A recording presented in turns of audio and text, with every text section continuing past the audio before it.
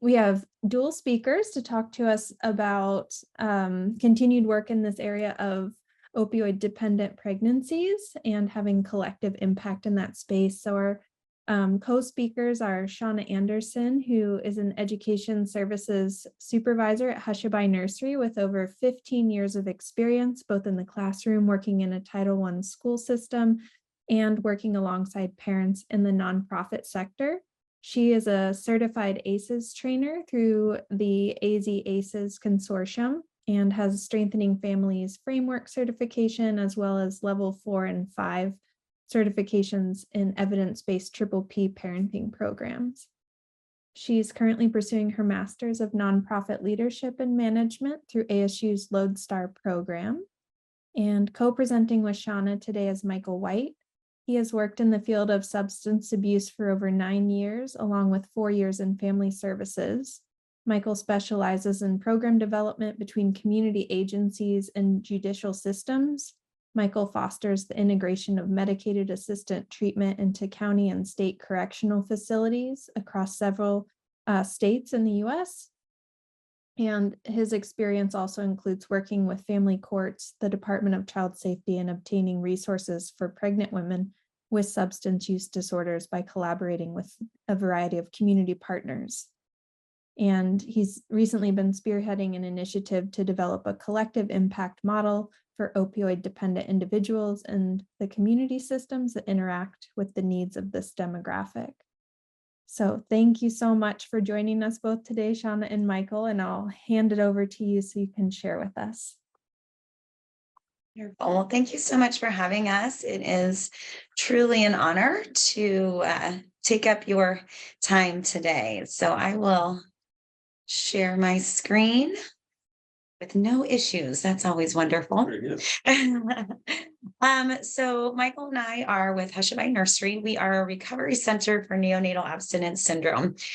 We provide both inpatient care for infants who are exposed to opioids, as well as wraparound services for families. So this is a really wonderful transition from Kate's presentation into ours. So you kind of know a little bit of that background behind what we're talking about. And so now we'll talk about what do we do now?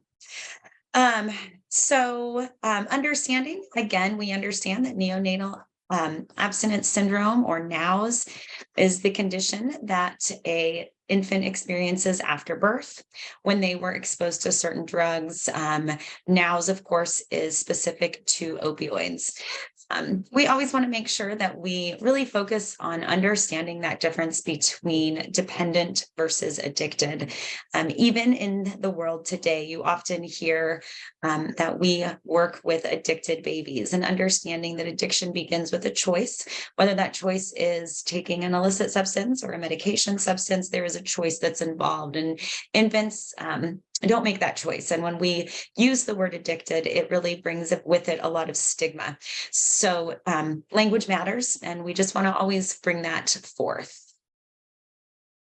So when we look at what's happening in Arizona, we understand that the rate is climbing. We do not see any reduction. This is from 2020. And our rate of NAS births was 9.1 per 1,000 newborn hospitalizations. That again is up from 5.67 in 2015. And the really important thing is to notice in this slide is that these are reported incidents of NAS, and we know that not all incidents are reported. So the reality is this number is probably much higher than what we are actually seeing reported. Anything you'd add to that, Mike? Yeah, I would only add that when we look at tribal populations within our state, it's actually 17.7 or 17.9. I can't remember specifically, but it almost doubles. So when we think about these implications of increased NAS and NOWS rates, we're seeing a few things. We're seeing implications for both child and parent. The first one is that increased length of stay in the hospital. When an infant is born opioid exposed, the traditional recovery route is that every baby has to be medically supervised for at least 5 days. That's just the standard of treatment to watch for signs of withdrawal. What usually happens is that that baby goes to the NICU, and because there is an inability for a child to have one-to-one care, that becomes morphine is the standard of care to manage those symptoms. And that induction of morphine and the increased length of stay are very highly correlated. Which in turn leads to lack of parental bonding because parents aren't able to be present with their infants. They're in the hospital, they're hooked up to monitors. And often we know that there is a lot of stigma that occurs from hospital staff for infants who are born exposed to opioids with the parents. And then again, involvement with Department of Child Safety.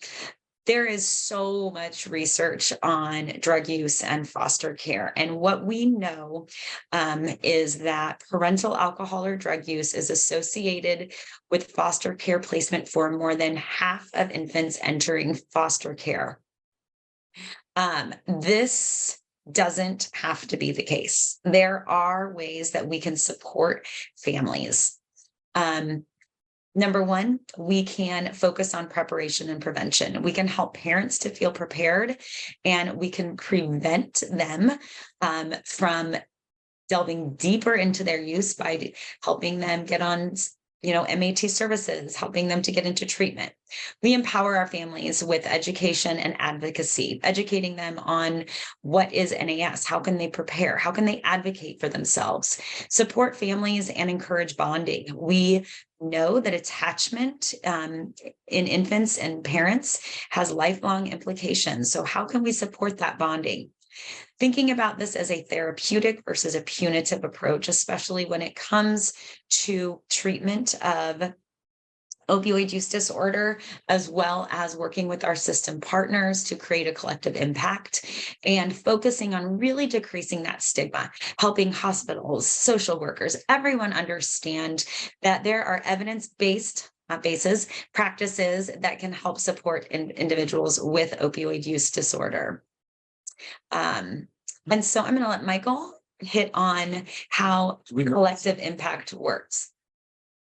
So just briefly want to mention collective impact. So basically it's a model at a Stanford University that helps my daughter open a lemonade stand in front of the house or conduct some huge system level change within it. And so I have this story that I share. Basically, back in 2015, I was working with Commissioner White in her drug court in Maricopa County, and we had just put medication-assisted treatment in Maricopa County Jail.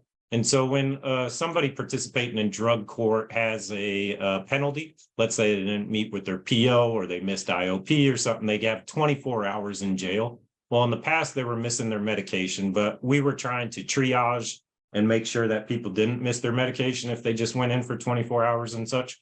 And so I was in court that day, and a young lady comes up. She gets celebrated in court. So it's called A-listed. It means you get to get out of court early. You don't have to watch the other 55 people go in front of the judge and spend 4 hours in court. You get to leave right when you go up.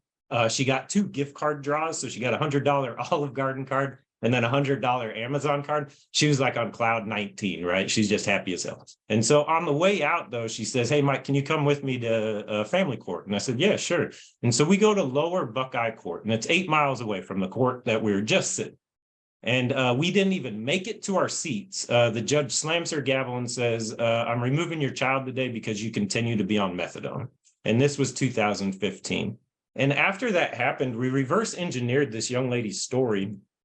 And what we found is that she was in a DCS treatment team. She was in a drug court treatment team. She was a combat vet receiving services through the VA. She was in a residential program, CLC, Changing Lives Center, who was saving her half of her rent for like a year, and then they were going to be able to pay the deposit and like the rent for 6 months, really setting her up for success.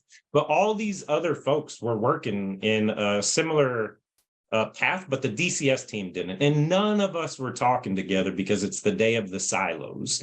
And so it was really a magical time to me between 2015 and 2017, 18, where all these things just started coming together. DCS started understanding that they had way too many kids out of home placed. We got up to 18,500. We're down to 10,008 now.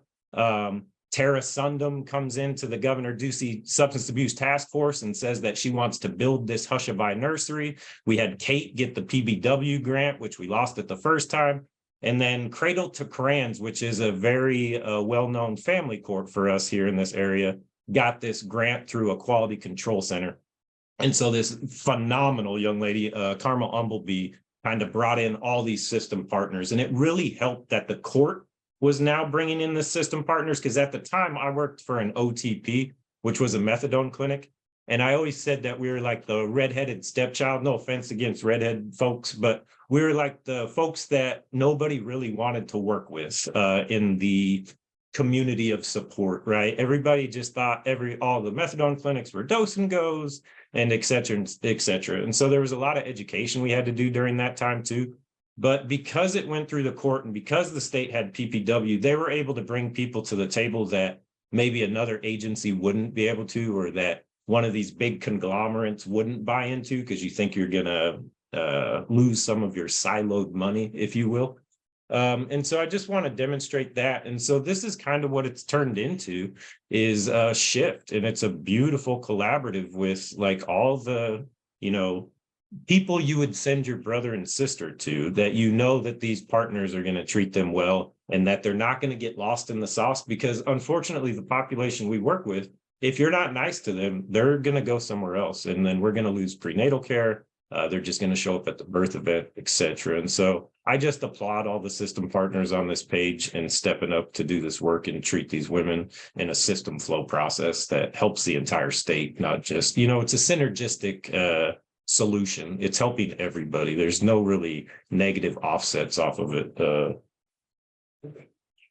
se. Yep. And so when we think about building that model, we want to understand that we have to have intervention.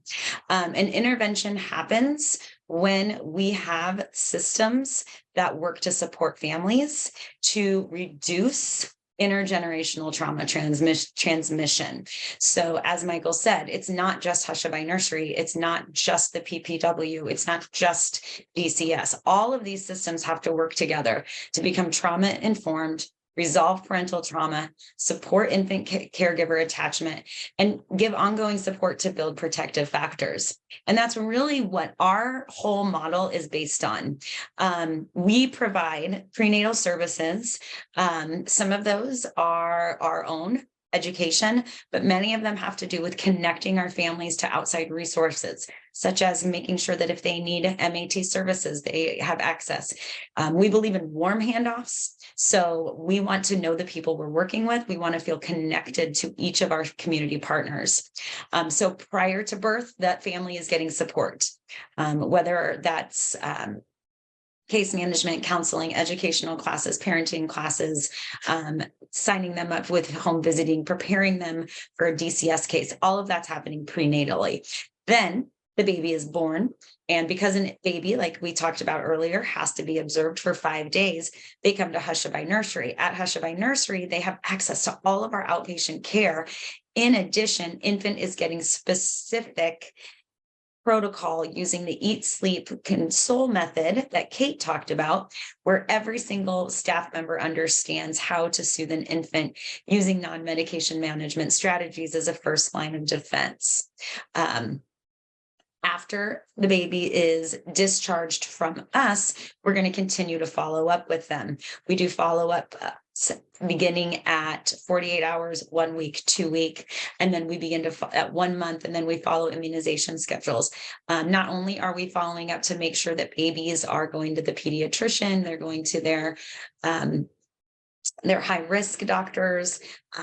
They are making sure that we are assessing them for using and I'm having a mind blank, the Edinburgh postpartum depression screening. If they're at risk, we're going to also make sure that they get, again, going back to that community health collaboration, making sure that they get a referral so that they get support. And of course, still using our same outpatient services that are following prenatal at the birth event all the way up until they are discharged from services with us, which generally is at least 1 year. So again, it focuses on that service coordination, access to care. And then we're really trying to make a referral to a birth to 5 provider to get that kid safe and healthy inside that kindergarten classroom. So really it's a 6-year structure if you want to see it that way. Yep. How are we doing on time? I don't have my. I think we're over by a minute. Are we over? Okay. So you have 2 minutes to wrap up. We can use this last. So skip that. So what does this look like? What's the impact? Number 1, reduced length of stay. In a NICU, you're looking at around 22 days using the Eat, Sleep, Console method, making sure that we're using those trauma-informed services to support families. Our average length of stay is 7 days. Can I interrupt here? Yep. And if you're visiting a NICU, you're only going to visit your baby about 2 hours a day. You are spending 24/7 with your child at this place. And I just want to highlight that. Yes, I didn't even say that. Yeah. So parents are able to stay with their babies in the nursery 24/7, are highly encouraged to stay with their baby. While they're here, they're also going to be getting a ton of hands-on education about how to care for their infant once they bring them home, because we know withdrawal symptoms can last up to 1 year. Reduced cost. Average NICU on the low side, $44,000. Our average cost is right about $7,000.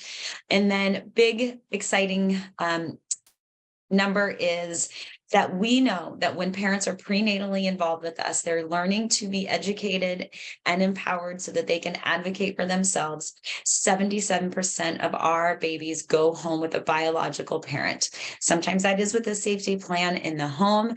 The parent is caring for that infant. And the last thing I'll say is very exciting. We admitted our 500th baby yesterday, and we can't wait to see what the future holds and continue to connect with other community partners like you. I like these heart emojis. I know. This is the first meeting I've ever been on with these. We're a touchy-feely group. I like this thing.